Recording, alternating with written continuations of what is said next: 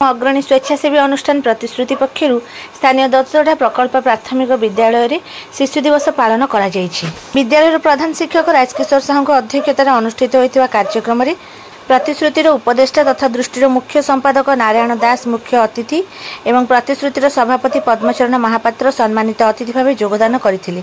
शिशु दिवस पई मुख्य अतिथि श्री दास और जड़े शिशु छात्रंक द्वारा केक कटा जाई कार्यक्रम अयमारंभ होइथिला। निज निजर वक्तव्य अध्यक्ष और अतिथि गण शिशु दिवस तात्पर्य और महत्व बुझाइबा सह पिलादिनरु जीवनर लक्ष्य स्थिर करी जीवन उत्तम नागरिक हेबा सह उत्तम मनीष एवं उत्तम पुओ उत्तम झियो हेबा निमंते शिशु छात्र छात्री मानक उपदेश प्रदान करथिले। एही अवसर में प्रतिश्रुति पक्षर विद्यालय प्रत्येक छात्र और छात्री को खाता कलम बिस्कुट और मिठाई प्रदान करा जायथिला। कार्यक्रम को विद्यालय शिक्षक राधाश्याम पट्टनायक शिक्षयित्री बीणापाणी स्वाई कल्पना नायक और कल्पना साहू एवं प्रतिश्रुतिर संपादिका प्रियंका महापात्र कोषाध्यक्ष चंदना रथ सदस्य पूर्णकामना उत्ता और सुचित्रा बेहेरा एवं संयुक्ता आपड़ प्रमुख सहयोग प्रदान करथिले।